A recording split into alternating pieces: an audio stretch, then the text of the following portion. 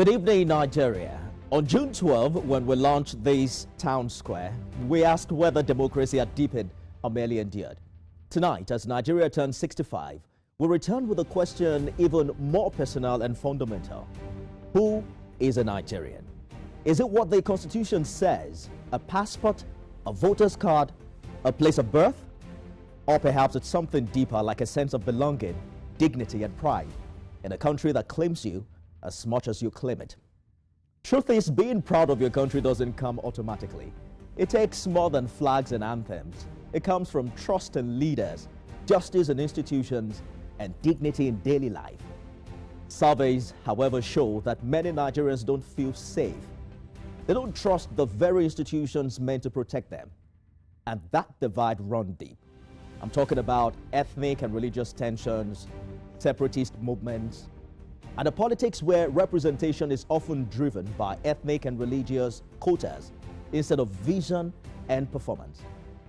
Even our green passport, it tells a story. According to the Helen Passport Index, Nigeria climbed this year to 88th out of 199 countries, its highest ranking in about 5 years. But it remains amongst the weakest in Africa, giving visa-free or visa on arrival access to Nigerians in only 45 countries. Meanwhile, Nigerians abroad who send billions of dollars home yearly have long demanded a say in our future. By the way, a bill to allow diaspora voting passed second reading in the National Assembly last year, and it's now at its most advanced stage ever, offering Nigeria a once-in-a-generation chance to change that story. And while government after government has tried rebranding campaigns and reorientation drives, many argue that until corruption, insecurity, and lack of opportunity are addressed, symbols alone won't restore pride. So tonight, we ask, who belongs and on what terms? What makes us proud or ashamed to call ourselves Nigerians?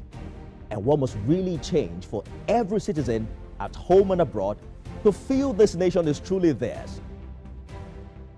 This is the Independence Day edition of the TVC Town Square series, live from our studios here in Lagos. I am Nifemi Oguntoye.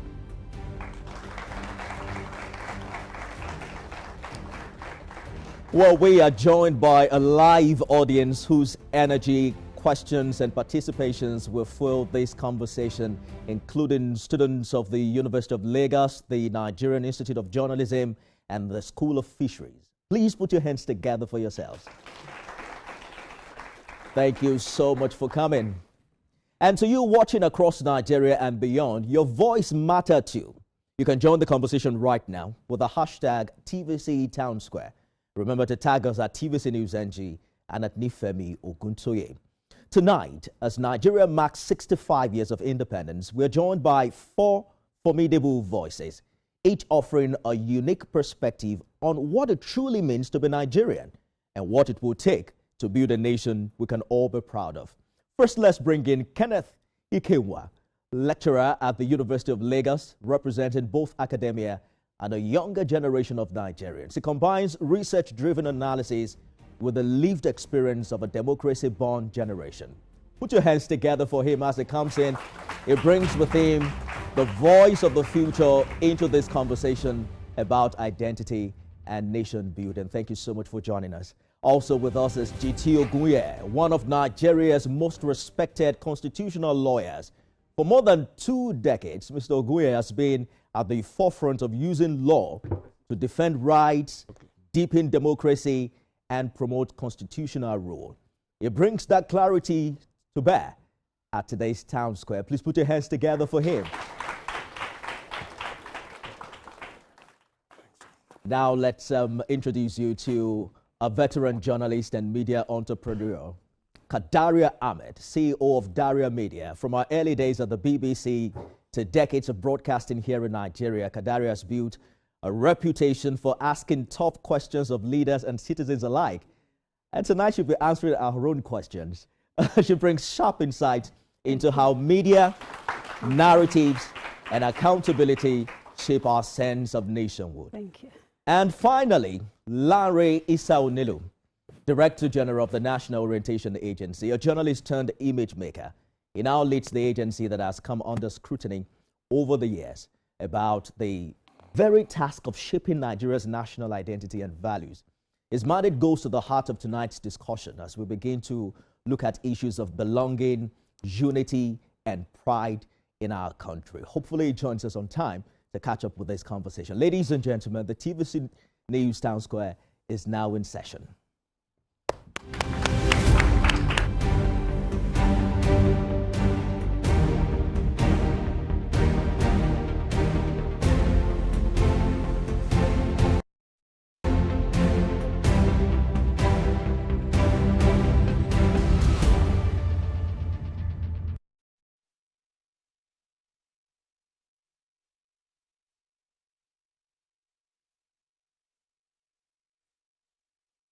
Thank you so much for staying with us, everyone. Some ground rules now. My panelists have 3 minutes per question. I'll follow up with relevant questions during that period.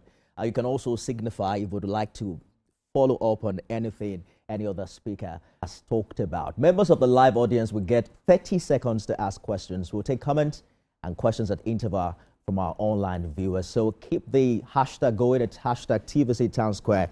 Remember to tag at TVC News NG and at Nifemi Oguntoye. To keep the conversation sharp, inclusive, and spontaneous, I would respectfully interject if I think you're spending too much time. So thank you so much in advance. Once again, please put your hands together for my panelists. I'd like us to begin with something really light. I think it's only Kadaria that has her age online. I tried checking every other person. I wanted to know if we have someone on the panel who is older than Nigeria 65. Mr. Ogunye, you're my prime suspect. You're not. You're dead wrong. Absolutely. So it speaks to the heart of our conversation because on 1st October 1960, the streets of Lagos and beyond were filled with jubilant crowds, people who were quite excited because at the back of their mind, they are thinking independence meant dignity, it meant opportunity, and a country that they can really be proud of. I'd like us to begin by exploring what you think if those people are looking back today, 65 years after. Do you think they'll be proud? Do you think Nigeria, where we are right now, is close to what they hoped for on that very day? Ladies first, right? Let's begin with Kadaria. Start with her. The answer is no. I don't think the people we call our founding fathers, Sardauna of Sokoto, Awolowo, Chief Awolowo, Zik, and all the people who fought for independence from the British, imagined that this was the Nigeria that they were fighting for. Let me interject for a minute. Yes. We're streaming live Mr. President's speech at the National Art Theatre, right? But you can keep watching this conversation online on all the platforms that is showing on your screen. Please go ahead. Okay, so I was saying that the dream of the founding fathers who fought for independence from the British was of a proper federation, of a place where people will thrive, of, like you said, dignity, of safety, of security. But beyond that, they actually had really big dreams that went beyond Nigeria. They also thought that Nigeria was positioned on the continent as the biggest black nation on earth, to not just drive changes on the continent, but also to help diaspora black people to gain their dignity globally. And I think everybody will agree that where we are today is not exactly where they thought we would be 60-something years after independence. Having said that, I always tell people that nation building is not a one-day job. You know, it's not a short-term thing that you do. Indeed. 65 years is a very small country in the larger scheme of things. And I think it is the reason why there are many people who remain hopeful about Nigeria, because they're looking at just how many years have we spent versus, you know, maybe democracies, say like the United States, that are over 200 years old. And yet we're watching them go through, if you like, a reckoning, because their own foundation, very similar to our own foundation, was not properly set.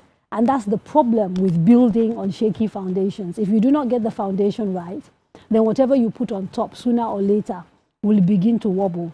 And I think as it is with Nigeria, so it is with a place like the United States, which was, you know, based on dispossession of land from natives, slavery, and all sorts of other things. And it's the same thing with Nigeria. The British did not want us to succeed. There's a reason they brought us together, you know, and we basically didn't have a lot in common. We were a commercial enterprise that they then tried to build into a nation. And of course, it didn't work. But we have to take some responsibility for some of that at some point.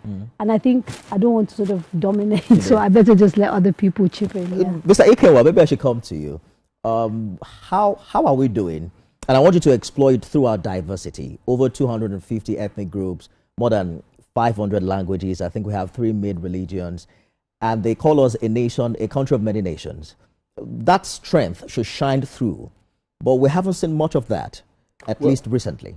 I think, to put it right on spot, we're just about 350 ethnic groups. And I don't think there's been any anthropological studies to actually establish how much we are, but we're actually over 300. But let's take it back to your question. Since 1960, if those who jubilated on October 1st were to be here with us today, would they say the purposes for which they did jubilate, they did dance, have been actualized? I want to run away from the trap of saying yes or no. But I would say, give an answer philosophically, that evolving from 1960 up until now, Nigeria has grown to become a fallacy of composition. I say that because many of us had the opportunities to have been born outside Nigeria, but our parents chose to come back to Nigeria to give birth to us. And when you ask them those questions, they will tell you Nigeria was so good because Nigeria was touted as far back as in the 70s and early 80s to become one of the black superpowers of the world. And so have we fulfilled that destiny? Do we have that potential? Do we definitely have the potential? But what is in place? What systems are in place? What institutions are in place? What infrastructure needs to be in place for us to actualize the dreams of the Founding Fathers? It's also important for us to differentiate between the dreams of the Founding Fathers and the visions of the Founding Fathers. Now, did the Founding Fathers, did they have any vision? We need to ask that question. Or did they just have dreams? I think that there was no clear-cut vision, you know, that the Founding Fathers did have. I think most of them were driven by ambition. Most of them were driven by the need to articulate their own interest. And they were not able to divorce their personal ambitions from what should have been a collective vision that will have powered us as a country. We like to think of them as heroes. Are you disabusing our minds? Should we No, start they definitely were heroes. I mean, for them to have articulated and pushed for independence and pushed for self-determination, that was very heroic. But we must be clear about the semantics. These people had dreams, but did they have visions? Because visions is the substance of which nations are actually made of. We could see the Asian tigers of Asia. We could see what they've achieved over time and how far they have come over time. And some of them even came to Nigeria in the 60s. I did hear that the man from Singapore was here in the 60s to learn from the progress that we're making. So the question is, for Nigeria, quo vadis, what has happened since then and where are we actually going? Mr. Oguya, what do you think? Dreams or visions 65 years after? I think that the Founding Fathers had a lofty vision for Nigeria. I'm coming from Ikeja. They did. Because, to start with, before independence, there was a political struggle. There was a nationalist movement. There was a struggle to rid Nigeria of colonialism. People suffered in the process out of conviction. People were sent to prisons. Okay? The Sikhist movement that was forged, which was a revolutionary movement, ahead of Zik himself, after whom the movement was named, had people like Mobugo Okoye and the likes, who were sent to prison. The treason laws, the sedition laws in our statute books that is survived till today were meant for them, for publishing seditious materials against the British authorities. So they were fired by lofty ideals, and they really wanted a Nigeria that will prosper after the attainment of independence. Yes, you could say that they were quite euphoric and, believed that once we had independence, it was going to be El Dorado. You could say that, yes, in our own time too, we also felt like that when we were fighting the military. Right. We thought that once we got rid of the military, Nigeria was. But 25 years after, where we are now, okay, I think that we're wiser. So the point I'm making is that they had a vision. And you could say that even before the attainment of independence, there were indications, clear indications, that they were serious about governance, they were serious about development. For example, in Western region, people don't say this often. It was not after independence that we had free primary education in Western region in 1955 that led to massive enrollment of people. People were being dragged from the farms. God has the policy of the government. It was not 1960 that we had Western Nigerian television ahead of France in 1959. So they were serious about government. And you could say that also in the other regions. I think that individual ambition is evident everywhere, particularly in many of the neo-colonial states in Africa. In Ghana, if you look at the story of Ghana, Kwame Nkrumah, at the time forging a one-party state, you say that he wanted to be the only lord of the manor. And that generated a problem, and there was a coup. Okay? So there are individual ambitions everywhere. You can't rule out ambitions of individuals who are the dramatis personae of that era. But do you think we have fulfilled that vision now in 2025? I think that the vision was arrested. Absolutely. At what point? First, by the whims and caprices of those founding fathers themselves. Oh, okay. As early as 1962. So that begs the question of the substance of that vision. So if the vision was before arrested, the military eventually came in 1966, that's my own reading. Because Nigeria came forward. The founding fathers fall short. Just let me Nigeria came forward as a newly independent state, a democratic state, the parliamentary system of government, and some of them had practiced that, at their local level, at their regional level. All right. The leader of opposition, for example, before he came to the center, was a premier in Western region for about 9 years. So you couldn't say that you didn't know about the practices of a democratic state. In the north, you also had that.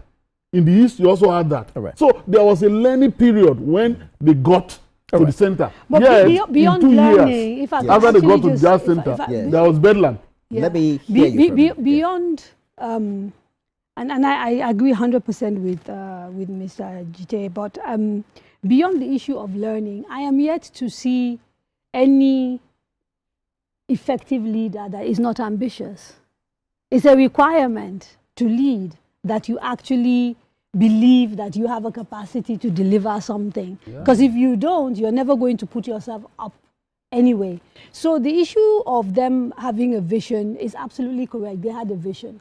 I can speak, for example, to the Sardauna of Sokoto. You had the example of free education. In the North, the Sardauna very quickly realized that the North was really diverse.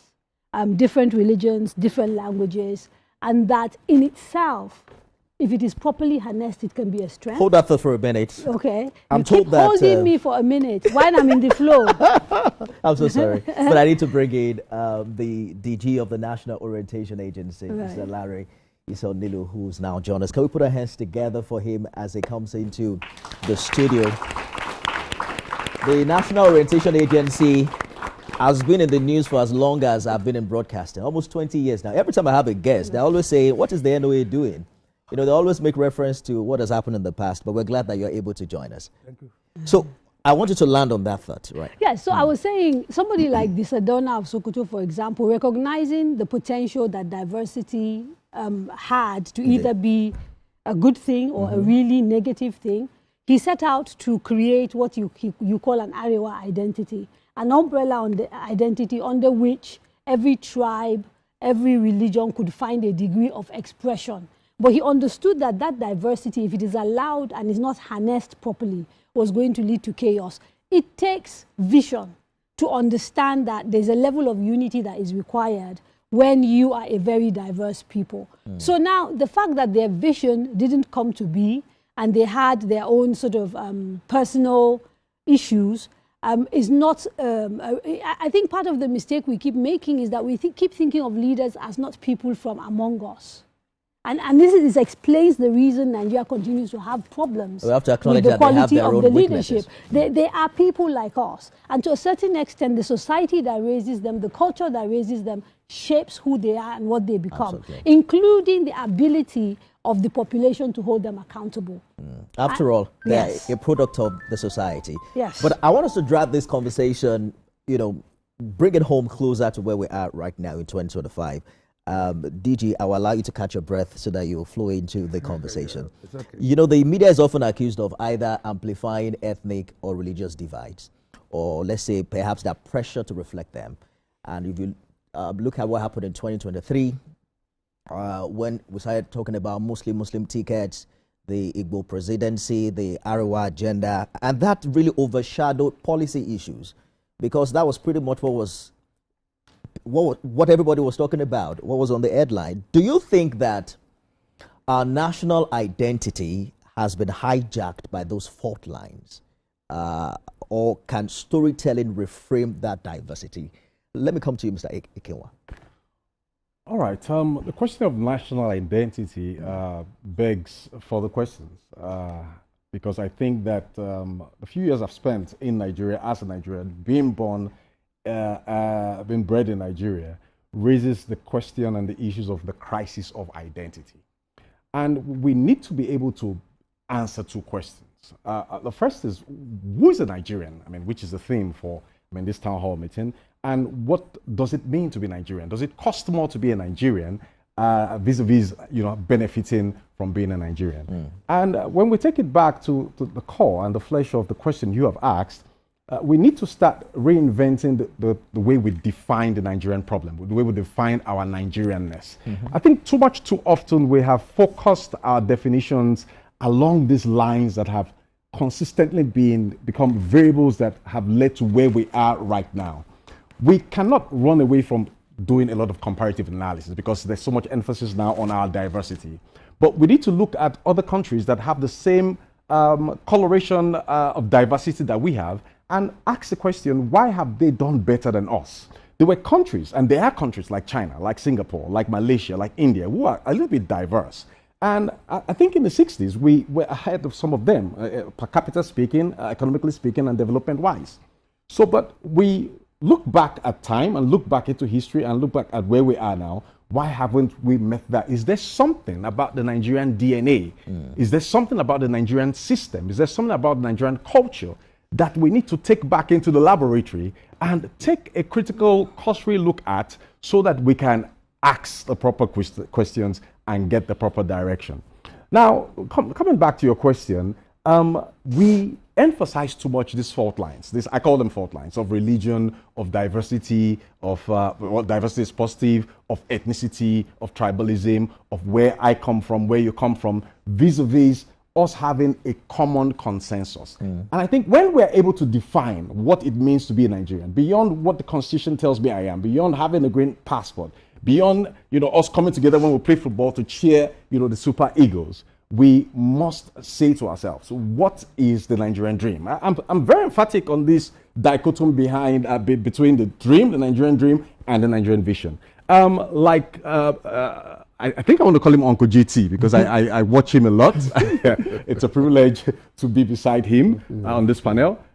If we did have a vision in the beginning, we wouldn't be having a problem of definition where we are now. So I still think that we should revisit the issue of vision so that we can clarify the definition of the problems that we have to face as a people. And then we can actually augment what the identity crisis is and how we can actually get out of the crisis we've found ourselves. We'll probably get back to this vision because you you keep at it, right? Vision is everything. Where there's no vision, the people perish. Yes, absolutely. There's a problem. I'm sorry. There's a problem. You keep talking about Nigeria as if it's not dynamic, changing, moving society. As if, you know, something that people saw in the 1960s was something that, even if they had pursued it, was going to remain static. I think and I'm trying not to project change the collective and expectations shift. of what people, Yeah, but I think there were right from 1960, there were actually did expect of Nigeria. There were expectations and at 65 years independence. down the line, those expectations are not there. Yes, but that is not because those expectations were not set. It is because the how of why we got to where we are is very different to the idea of we don't know what we want to be. I think every Nigerian here you ask knows that they want a country where the rule of law applies evenly to everybody, where how you are born does not determine how you end, where opportunities are open to you regardless of where you come from. Those are not difficult things to articulate, in my view. The problem has always been, how do we go from where we were to this place that we want to be? And he was right. There was a degree of truncation that happened. You cannot run away from the role that the coup played, the 1966 coup, you know, where people from a region were wiped out and there was no plan for succession or anything like that. You can't run away from the damage that the military have done to our psyche and how, you know, the years of not having people, you know, being able to speak out and being flogged and people being locked up, what it has done to our psyche. It's ironic that Nigerians are very resilient, very happy, very outward going people. Everybody talks about our confidence until we are domestic.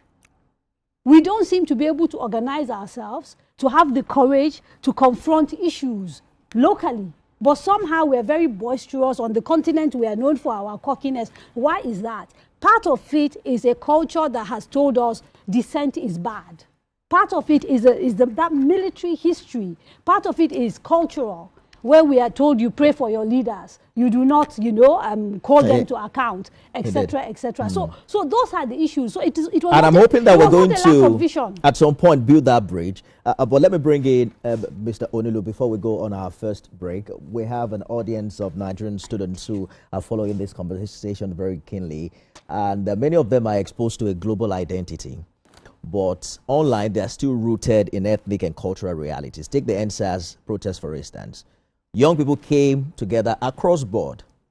But when we start talking about elections, you know, the same young people now start emphasizing all those lines. You see certain parts of the country abusing the others online. Why is it so difficult, in your opinion, to sustain a unifying identity over these years? Well, thank you very much. Notwithstanding that I came in late due to the delay in my flight, I was following the program right from the beginning, you know, as I came in here. So I could tie things together. I would say clearly, I've listened to you and you as well, and I think there is a nexus. I would like to establish that first. You see, vision is limited by time. It's not something you put in place and it's there till eternity. As at 1945 upward onto 1958, the vision was how to gain independence. And all the people that were available during that period, they pursued that with all the vigor that they could have. So that was the objective, you know. The issue of nationality, the issue of identity, you know, as at that time was not something of importance. The first thing is we are being colonized, we want to gain independence, and they achieved that. So we give them credit for the challenge of their time, which they rose up to, and they were able to accomplish that. Immediately after independence, we were confronted with the issue of governance. With people, most of these people we talk about today, Ahmadu Bello, Tafawa Balewa, Awolowo, Azikiwe, they were in their 20s. Not much of experience when it comes to power, when it comes to governance, you know. But they did the best they could. So then the issue of the military came in. But the issue of identity itself, as we continue to grow and we... Keeping hope alive. We are the drumbeats that refuse to be silent, even when the rhythm falters. We are the green that refuses to fade. And the white that dares to shine. Hope is not a stranger here. It lives in our markets, Our music and our streets. Every dawn in Nigeria is proof that tomorrow is still worth fighting for. Hope is a child in the classroom, eyes wide, with dreams bigger than walls. Hope is the farmer planting seeds in faith. believing in rain and harvest. Hope is the youth Unafraid to rise, rewriting the story of our tomorrow. hope is us. Millions Understand governance. The objective is how do we become a nation. So we are all still clinging to our, primary, let me use primary identity of I'm a Yoruba man, I'm Igbo man, I'm Hausa man, I'm Lope, I'm Chief, I'm Efik. So how do we now bring all of this together? How are we going to ensure a Nigerian emerges? And over the years, over the decades, successive governments have actually made efforts. It's not as if they were not doing anything. They've made efforts, during the time of head of state that time, Olusegun Obasanjo, there was a Jaji declaration which had to do with who is a Nigerian, what do you expect from a Nigerian. Shagari came with the ethics revolution, which was also about what are the civic, and the ethical things that a Nigerian must, exemplify. On and on, on and on. You have, during the time of the same Obasanjo, when Akuyele was a minister, you have Nigeria, good people, good nation. There's a concept around that, actually branding Nigeria. And under that, the attribute of who a Nigerian is are all embedded. Let me cut in for a minute. We are going to have enough time to talk about that, why those programs have failed, at least to the extent to which we've seen them. But we're due for a break. Ladies and gentlemen, can you put your hands together for my guests? In a short while, I hope that you're taking note of your questions. We'll give you some time to also engage them as well. From the hopes of 1960 to the realities of 2025, we see how diversity, media, and even our institutions shape what it means to be Nigerian. But if identity is also about law and citizenship, how does the Constitution itself define who belongs? After the break, we'll dive into the legal foundations of being Nigerian and whether they guarantee equal dignity for every citizen. Stay with us, everyone.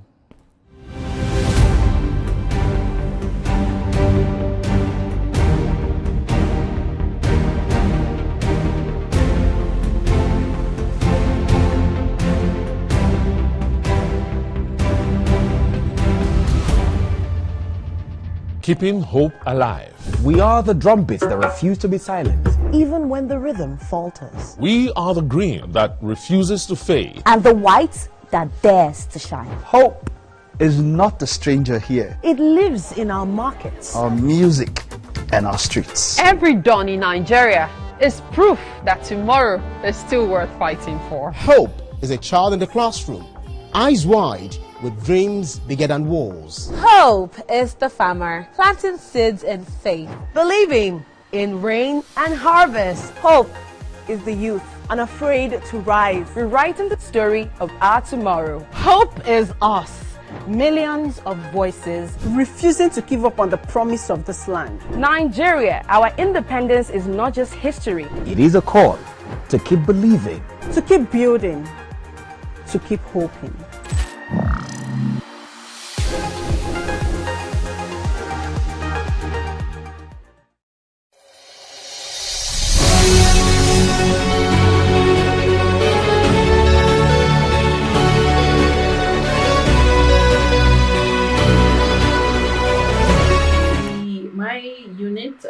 Working on our policy and coordination, and also as the head of the Central Result Delivery and Coordination Unit, we're clear on the fact that Nigeria as a country needs to move forward. We need to recognize the areas of diversification that are needed, but importantly, we need to hold ourselves as political appointees accountable to Nigerians. We were voted into office by Nigerians, and we must render our stewardship and provide clarity as to what we've been able to achieve within a period. Some of the things that are important to us is to bring about and remind ourselves that we campaigned with a manifesto where Mr. President detailed exactly what he's going to do across each sector.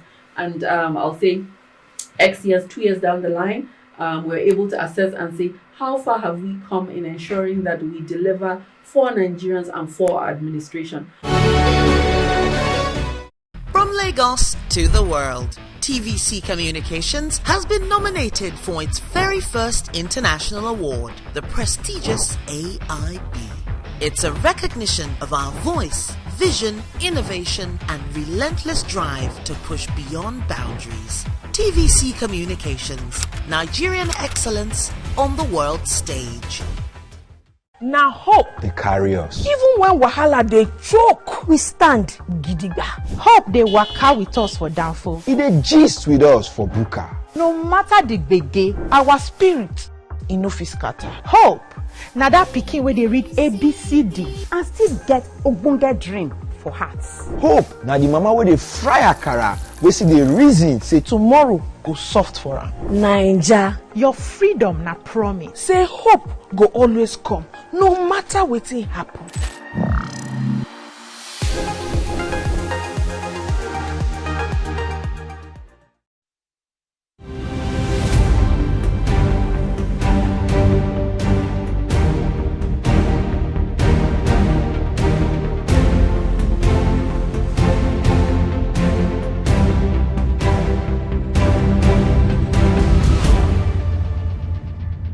Thank you for staying with us, everyone. Who is a Nigerian? The conversation is on, and I have my guest, the DG of NOA, veteran journalist. I have a lecturer and also a legal practitioner. Thank you, gentlemen and lady, for joining the conversation. Mr. GT, I'm coming to you now. I'd like us to explore very quickly the extent to which our constitution, as it is, fosters division with provisions like federal character, which, of course, the idea is to and empower inclusion.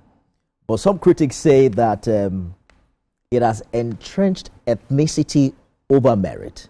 To what extent would you say our law, as it is currently managed, has emphasized people seeing themselves first as Yoruba, Igbo, Hausa before being Nigerian? Now, thank you for that question. There's a lot of misconceptions while discussing this matter. I'm saying this, I must say this upfront with all sense of responsibility. There's a school of thought in our country that the suppression of ethnic identity, culture, language will forge oneness, uniformity, and inclusion. I don't think so.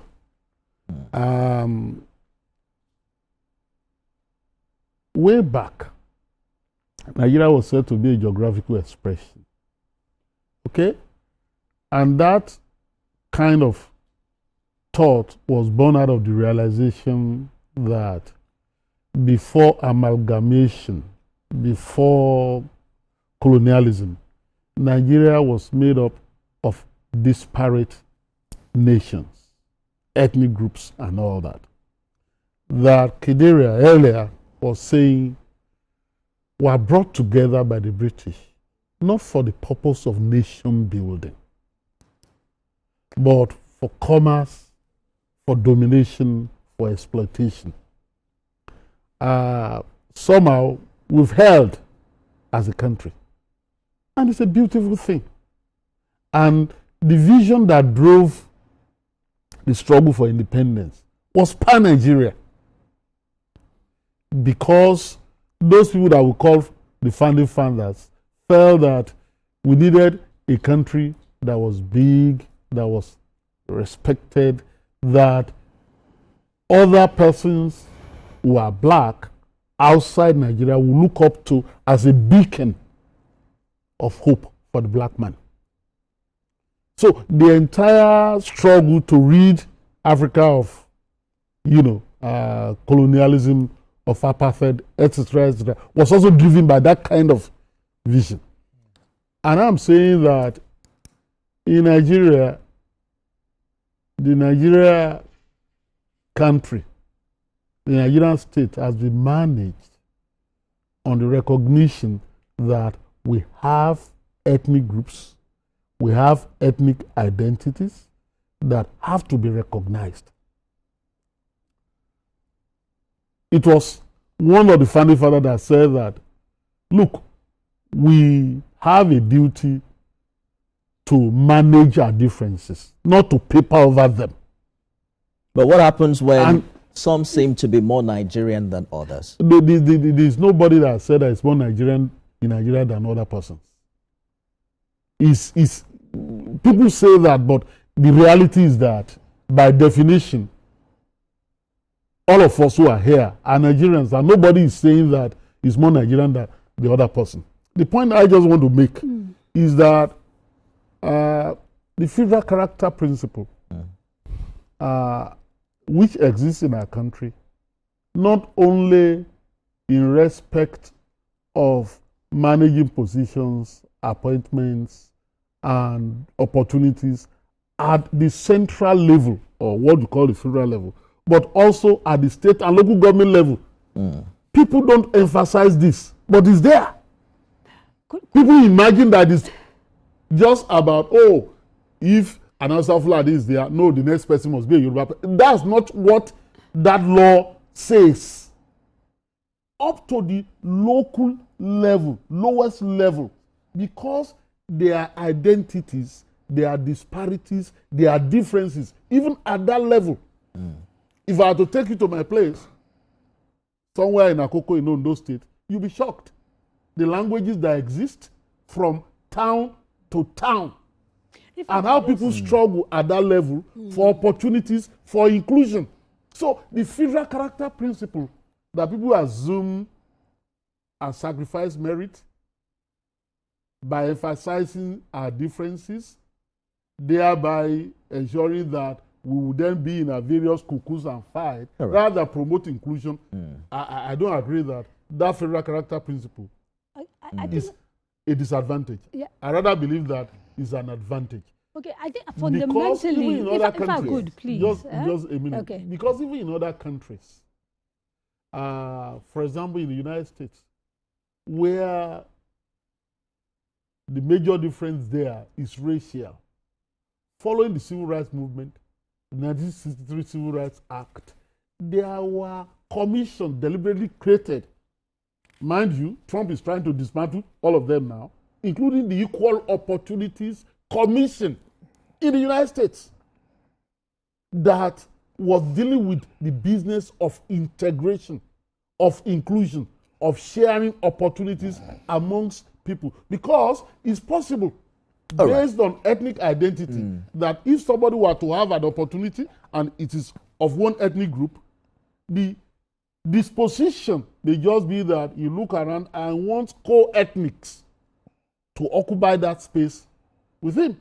So, such policies as the federal character policy written into our constitution is a deliberately chosen policy to ensure that we have inclusion, we have integration, and that we have opportunities that are shared and, allow me to remind the panelists that you each have 3 minutes to answer a question and perhaps a minute to follow up. Because if we keep going like that, before you know it, our time will be up. If I could just up. speak, so everybody who follows me knows that I am a big anti-identity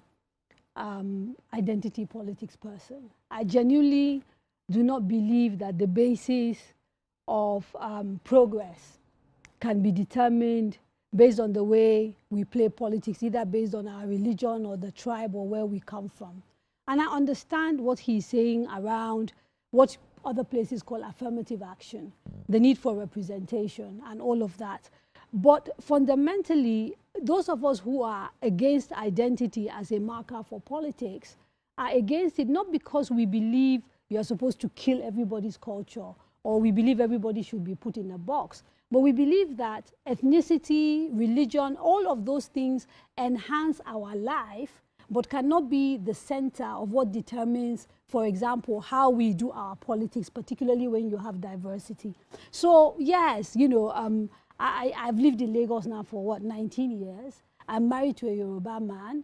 I have a lot of... My life is enhanced by the fact that my ethnic makeup and the way I sort of relate to people is richer, is smaller. So from a cultural point of view, from an art point of view, from the way we live our life point of view, definitely identity matters. But when you make identity the center of the politics that you play, in a place that is as diverse as Nigeria, or in fact any other place that has that level of diversity, you're setting yourself up for problems. Indeed. Because that is going to be the primary thing that people look at when which they has are looking been to vote, apparently, especially right? And we can see in many of our elections, yes. happening in Nigeria. So I mean, I've been called a quota, what do they call that thing? Quota system. Quota system beneficiary. I mean, I went to I was just going to talk about yeah, that. I went to the UK on a Chevening scholarship, not even a Nigerian government scholarship. The British government paid for me to go and do my postgraduate studies. I have been in spaces where people have looked at me in the face and said, hey, your father probably worked in government, stole money, and sent you to school. You understand? There are assumptions and there are stereotypes. But that does not mean I do not recognize the reasons. Nigeria has a fundamental problem. All right. Access to state resources are determined by where you come from. I want us to drive It is a these problem. conversations to more specific spaces. Mr. Ikenwa, the Constitution as it is currently guarantees freedom of movement and residence. But there's also the reality of indigene versus settler divide, which continues to define things like access to jobs, education, and even political participation. In states like Plateau, Benue, and Kaduna, the crises and the conflicts that we've reported have been framed along indigene settler lines. In Lagos, this resurfaces during elections.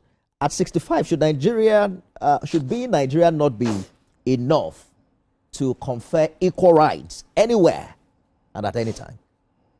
Well, we seem to be so figure-centric when we talk about Nigeria at 65, forgetting that at 65, we're still a young nation. We're still trying to attain nationhood. And as it were, we're a country and we're not doing badly, as it were. But unfortunately, I would have loved us to go back to this subject of the Federal Character Commission to ask that question before we come back to what you Well, you have 3 minutes, so you can choose which one to talk about. Yes, because we tend to want to run away from the fact that, or from asking the question. I also ask questions as a lecturer, as a teacher. Has the Federal Character Commission and its purpose, its strategic intention, has it actually benefited Nigeria as a polity going forward? Has it made it possible for us to, in some cases, second, merit for meritocracy for other factors like inclusivity? If you go back to your own history, if you go back to where you're coming from, I mean, I grew up with civil servants. And I grew up with civil servants that you would see shed a tear or two because they were denied promotion, even though they were qualified, simply because a quota had to be filled up and they didn't come from that state or they didn't come from that section of the country. So how far can we promote the progress that we all aim for if we have a system in place that pushes for diversity, that pushes for inclusivity, but is not equitable? That is a question we must go back to from time to time. Now, the question of indigenship and the issue of whether, as a Nigerian, you should have the right to be able to live anywhere in the country. It's one that is quite deep. It's one that actually we can substantiate when we look at the kind of political culture that we have over time.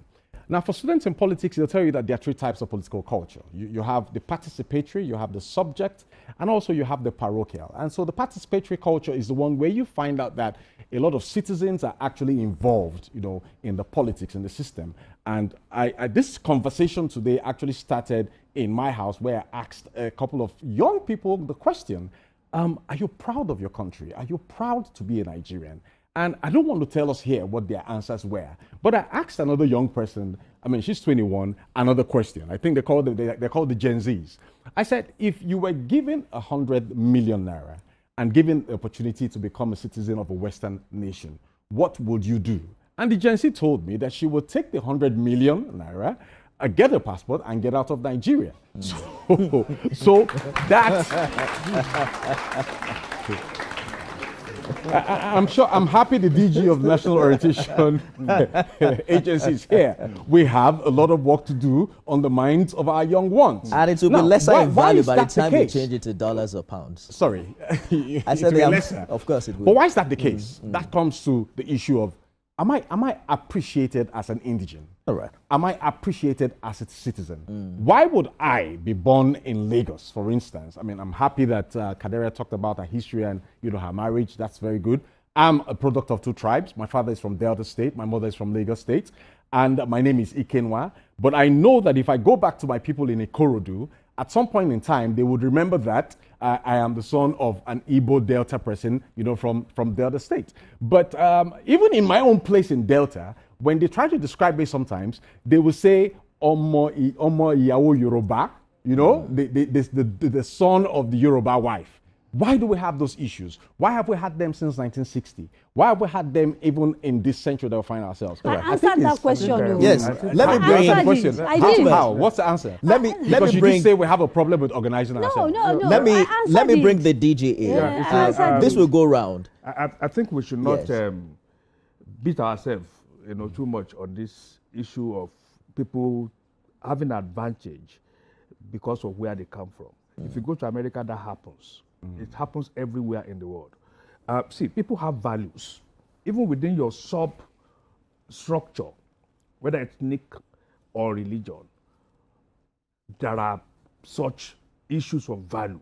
If you come to my community, for instance, I'm from Ilori, there are certain things that you don't want to lose.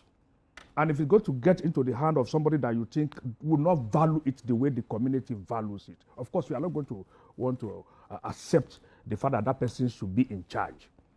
You go to America, there are people that cannot achieve certain things also because they may not understand the importance that the community or that the particular ethnic or religious or whatever divide places on that particular issue. So that is not the issue of identity.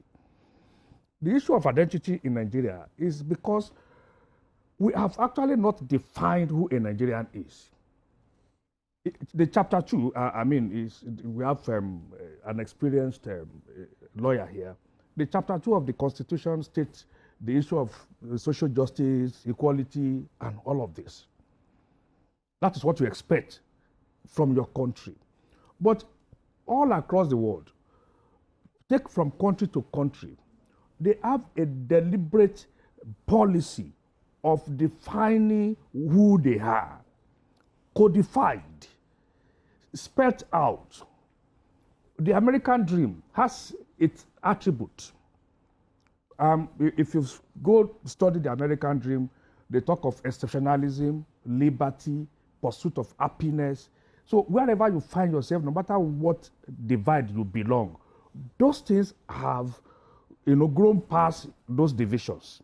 And everybody must subscribe to that. The Ubuntu Declaration in South Africa spell out what they want to pursue. The Red Book of China speaks about their ethics and who they are. If you go to South Korea, you see a kind of national culture that evolved from proper definition and documentation of who they are. Let me bring it home. If you are the two popular religions, let me use those as an example, and I often do that, Christianity and Islam. Imagine Christians and Muslims without Quran and Bible. Where are you going to get the guide, the instructions, the learning, for you to be able to live up to the expectation? So when you have Nigeria that does not document and define properly who a Nigerian is, it's like religion, Islam, Christianity not having the Bible and the Quran. So what document really are you referring to? So now, I spoke to the Jaji Declaration. It was an attempt at defining who Nigerians, and there have been successful one. The last one was Change Begins With Me. But it was not a proper, document. Those are mantras. It was just a mantra. Yeah. And we have had a lot of sloganeering. That in itself is a problem. It goes beyond just throwing mantra around. I must be able because to answer. narratives, in my opinion, are different from lived experiences. Let me round off, please, on this. I must be able to answer the question anywhere in the world if they say, who is a Nigerian? And if they ask him, he should say exactly the same thing. If somebody says, I'm from a good Christian home, without him saying anything further, we have an idea of what he's talking about. Because he's telling us about certain values that we should expect from him. If somebody says, I'm a good Muslim, but if you say, I'm a good Nigerian, what exactly do you mean? Okay. We are going to have no argument over what that means. A good Nigerian is a Nigerian that loves Nigeria. Narratives are great. And will not travel out even if you have 100 million. Stories have their place in our imagination. They are important for foreshadowing what we want to be and in order to sort of help us articulate a vision for ourselves. But no matter how good the story is, if you do not get the fundamentals right, you will continue to have issues. There are Nigerians, we just heard somebody say she will take the 100 million and japa. There are Nigerians who are every day subsuming their ethnic, their national identity under a bigger identity. They go to Canada, they take a Canadian identity. I was in Calgary just a few weeks ago. Nigerians in Calgary, amazing guys, shout out, oh my God. Doctors, lawyers, engineers, passionate about Canada. But guess what? Still very passionate also about Nigeria. And what Canada has done for them that allows them to have that version, that particular level of passion is that it has allowed them to live fully as complete human beings that can realize themselves, right?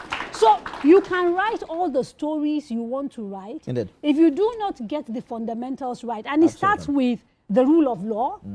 No country can exist and build nationhood if you do not have rules that apply more or less evenly to everybody. Katera, we're going to get there. Right? So I just want us to... let me just finish. I think the fact that access to resources is still determined by things other than you being a Nigerian. Who is a Nigerian? That right? is a, so no, but there is a constitutional definition of a Nigerian. We can all agree on that. Yeah, we have not. That is the point. I think what you are talking about is the sense of belonging. Okay, let me I have a Nigerian passport, but do I feel Nigerian? Let's give the DG a minute to just respond. I mentioned what the chapter 2 of the Constitution says. I mentioned the fact that all of us, if they say who is a Nigerian, we have whatever our own definition is, not that we are going to refer to a particular definition. See, it's all about patriotism at the end of the day. But you cannot enforce patriotism and you cannot legislate it. Nope. You have to motivate it. It's like love. There must be an attraction. So the country must put something that is attractive in place for you to say, I love this country, I want to die for this country.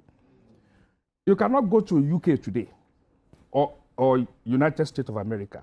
Even as a foreign student, you will learn what it means to be an American or a British. It is there already embedded in their system. You cannot escape it. So they have a culture. They have evolved it, and it's documented. I think they're more diverse than you people think. I have been across the United States, and that is why once that narrative was removed, you can see what is happening under Trump. Those fault lines also exist. Trump is not, he has no fidelity to it. No, it's not that it is removed. It is there. 70-something million people disagreed with another 70-something million. No, and the change, that is simplistic. No, it is. No, it is not, because the disagreements are actually quite fundamental to what they think America should be doing. I think it's which is why interesting. the DEI is being cancelled and all of that. So the point I'm making is stories can only take you so far. And I'm a storyteller. So I genuinely understand the importance of narrative building and all of that. But if you do not build the foundation to support those stories that you are talking about, you're building on sand. We're going to take a short break, and when we return, we'll explore some of the lived experiences of Nigerians that have affected the narrative that we're talking about. We know how the Constitution and our laws have shaped identity and sometimes uniting us and also dividing us. But there's another test of citizenship, how you're treated when you carry the green passport, when you try to renew your driver's license. I haven't been able to renew mine for the past 8 months. When you seek dignity abroad. After the break, we ask, what does it take to turn being Nigerian from frustration